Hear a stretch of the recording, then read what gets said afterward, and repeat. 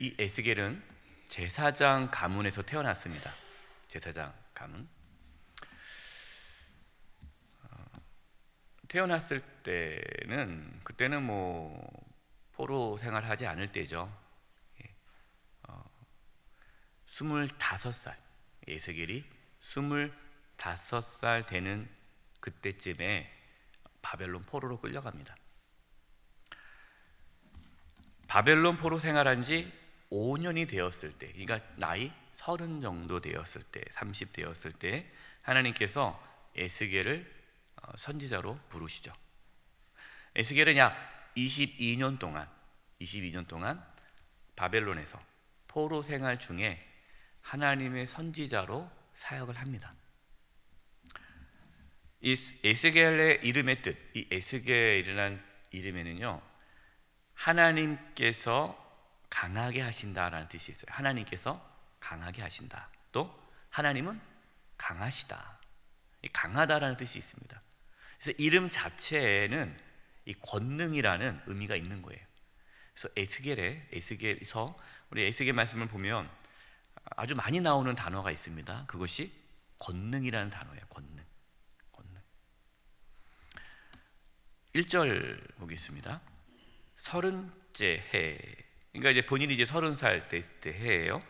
넷째 달 초 닷새 내가 그발 강가 사로잡힌 자 중에 있을 때에 하늘이 열리며 하나님의 모습이 내게 보이니.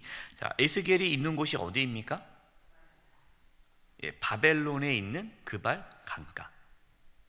지금 바벨론 포로로 끌려와 있는 그곳에서 하늘이 열리며 하나님의 모습이 보였다라는 거예요. 이게 참 중요해요. 포로로 끌려왔던 유다 백성들에게 소망이 있습니까? 없습니까? 소망이 없죠. 하나님이 자신들을 떠났다라고 생각했어요. 하나님은 더 이상 만날 수 없다라고 생각했습니다. 왜? 이방인 땅에 와 있으니까. 이방인의 땅, 이 바벨론에서 하나님을 만날 것이라는 생각은 전혀 하지 못했어요. 그들은 아직까지는 그 하나님이 이스라엘의 하나님, 그 예루살렘의 하나님, 그 예루살렘의 성전에 계신 하나님의 개념이 강했기 때문에 바벨론에서 하나님을 만난다는 것은 상상할 수 없었는데, 놀랍게도 예루살렘에 있는 성전이 아닌 바벨론 땅에서 하늘이 열렸습니다. 하나님의 모습이 나타났습니다. 하나님의 계시가 나타난 거죠. 3절입니다. 갈대아 땅 그발 강가에서 여호와의 말씀이 부시 아들 제사장 나 에스겔에게 특별히 임하고 여호와의 무엇이요? 권능이 내 위에 있으니라. 하나님의 권능이 에스겔에게 임하였어요. 여러분, 이것이 놀라운 일인 거죠. 하나님은 예루살렘 성전에만 계시지 않고 모든 열방 가운데 계시다라는 것을 보여주신 거죠. 여러분, 하나님의 권능은 교회에만 임하는 것이 아니라 우리가 있는 삶의 그 자리에 하나님의 권능이 임합니다. 특별히 어떠한 소망이 없을 때, 절망 가운데 있을 때, 정말 하나님이 전혀 보이지 않고 희망이 전혀 없는 바로 그 내 삶의 자리에 하나님의 권능이 임한다는 거예요. 하늘이 열리고 하나님이 임하신다는 거예요. 저와 여러분, 바로 우리의 그 삶의 자리에서 하나님의 권능을 경험할 수 있기를 바랍니다. 4절입니다. 내가 보니 북쪽에서부터 폭풍과 큰 구름이 오는데 그 속에서 불이 번쩍번쩍하여 빛이 그 사방에 비치며 그 불 가운데 단쇠 같은 것이 나타나 보이고. 여러분, 성경에서 폭풍, 구름, 불, 이건 뭘 의미하죠? 하나님의 임재, 현현, 하나님의 나타나심을 뜻해요. 그래서 하나님이 나타날 때는 구름 가운데, 불 가운데, 폭풍 가운데 임하시지 않습니까? 근데 여러분, 이 4절에 보니까 이 폭풍과 큰 구름과 불이 어디서부터 옵니까? 북쪽에서 온다는 거예요. 북쪽에서. 북쪽. 이게 뭘 의미하냐? 지금 북쪽은 어디냐면 바벨론이에요. 예루살렘은 밑에 있어요. 남쪽에. 북쪽에서부터 하나님의 불, 폭풍, 구름이 북쪽에서부터 예루살렘으로 내려온다는 거예요. 이걸 뭘 의미하냐? 이것은 하나님의 심판을 의미하는 거예요. 심판. 지금 에스겔이 25세 포로로 끌려갔잖아요. 그때만 해도 지금 요 계시를 받을 때, 이 30살 때에는요, 아직 예루살렘이 멸망하지 않을 때예요. 2차 포로 기간이에요. 그러니까 아직 3차 포로. 그러니까 3차 포로가 완전히 예루살렘이 이제 멸망당하고 남아 있는 모든 유다 백성들이 포로로 끌려가는 게 3차잖아요. 아직 3차가 임하기 전이에요. 그러니까 지금 예루살렘에는 누가 지금 선지자로 활동하고 있을 때예요? 예레미야 선지자가 예루살렘에서 뭘 선포하고 있습니까? 하나님의 심판을 선포하고 뭘 얘기하고 있어요? 하나님께서 바벨론을 통해서 심판하신다. 그러니까 항복해라. 이걸 전했어요. 멸망당할 것이다. 회개하라. 근데 그때 이 예루살렘에 있는 지금 이 에스겔은 포로로 끌려와 있고 상당수는 아직 예루살렘에 있어요. 아직 포로로 끌려오지 않았습니다. 그러면 남아있는 그 여호야김 그 왕은 어떻게 했습니까? 이 예레미야를 받아들였습니까? 그 말씀을?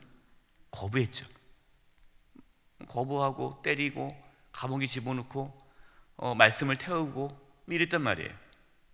그래서 하나님께서 지금 예루살렘에서는 예레미야에게 말씀하시고 지금 포로로 끌려가 있는 에스겔에게는 하나님께서 에스겔에게 이 말씀을, 하나님의 심판이 이제 북쪽에서부터 내려올 것이다라고 말씀하는 거예요. 여러분, 하나님은 심판하시는 분이십니다. 하나님은 심판주라는 것으로 잊어져서는 안 돼요. 그렇기 때문에 우리는 하나님을 두려워해야 돼요. 예루살렘의 백성들이 어떻게 생각했습니까? 예루살렘 성전이 이렇게 있는데 우리는 안전하다, 하나님이 우리와 함께 하시다, 평안하다. 이 거짓 선지자들이 그렇게 얘기를 했어요.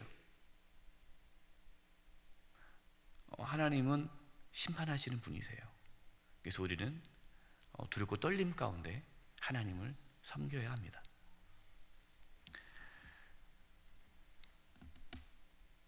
(5절에서 14절) 말씀에는요, 네 생물의 형상이 나와요.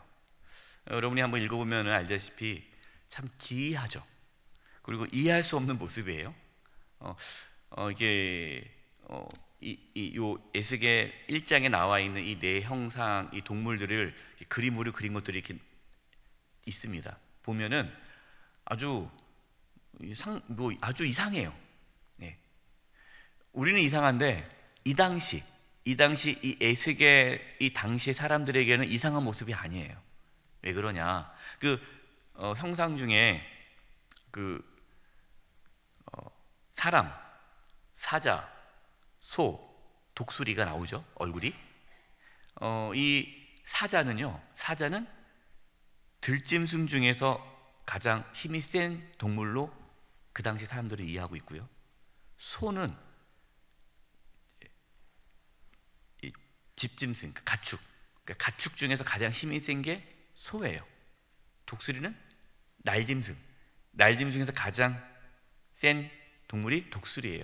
그래서 이 당시에 어떠한 신을 상징할 때, 어떤 신의 권능이나 능력을 상징할 때 이 사자나 소나 독수리를 많이 형상으로 했어요. 사람이야 당연히 모든 만물 중에 뛰어나니까 사람.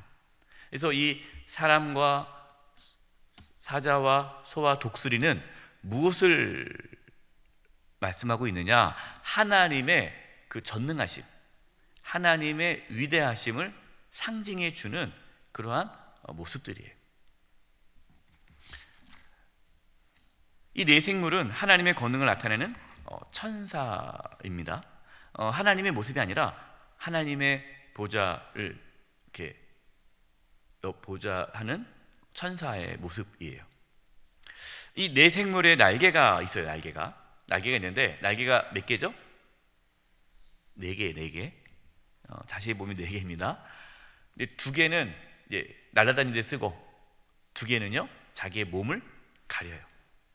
이게 천사들이 항상 몸을 가립니다. 하나님 앞에. 왜 가릴까요? 하나님 앞에 굴복하는 거고 자기 연약함을 감추는 거죠. 그러니까 하나님이 너무나 거룩하시기 때문에, 하나님이 너무나 크고 거룩하고 구별되신 분이기 때문에 그 하나님 앞에 몸을 가릴 수밖에 없는 거예요. 여러분, 천사도 그렇게 하나님 앞에, 그 거룩함 앞에 자기의 연약함을 가리는데 우리가 오죽하겠습니까? 우리는 얼마나 연약합니까? 그래서 우리는 하나님 앞에 늘 겸손히 엎드려야 되는 거죠. 14절입니다. 그 생물들은 번개 모양같이 왕래하더라. 이 생물들이 그냥 번개 모양같이 왔다 갔다 해요. 이거는 뭘 의미하냐면 하나님의 말씀에 즉각적인 순종을 뜻합니다. 천사들은 번개같이 움직여요. 하나님께서 한 번 딱 말씀하시면 착착 움직이는 거예요. 뒤돌아가는 것이 없어요. 그냥 직진. 이것은 우리에게 하나님 앞에 순종해야 할 모습을 보여주시는 거죠. 에스겔은 가장 힘들고 어려운 상황에서 가장 위험스럽고 영광스럽고 거룩한 하나님의 임재를 경험하였습니다. 하나님을 인격적으로 만나야 하나님의 사명을 감당할 수 있는 거예요. 그래서 하나님은 사명을 주기 전에 먼저 하나님을 만나게 하십니다. 우리가 하나님을 만나야 사명을 감당할 수가 있어요. 하나님을 만나지 않으신 분들이 하나님 일을 하려니까 힘든 거고, 그것이 인간적인 방법으로 일을 하게 되는 거예요. 저와 여러분은 하나님을 만날 수 있기를 바랍니다. 에스겔이 하늘이 열리고 하나님의 권능을 경험했던 것처럼 우리도 하나님의 임재를 경험해서 하나님께서 우리에게 주신 사명을 잘 감당할 수 있기를 바랍니다. 하나님, 우리가 상상할 수 없을 만큼 크고 위대하십니다. 거룩하고 두려운 분이세요. 그래서 저와 여러분, 이 어두운 세상 속에서 하나님의 권능을 경험해서 하나님의 거룩함을 나타내며 살아가는 저와 여러분 되기를 간절히 축원드립니다. 기도하겠습니다.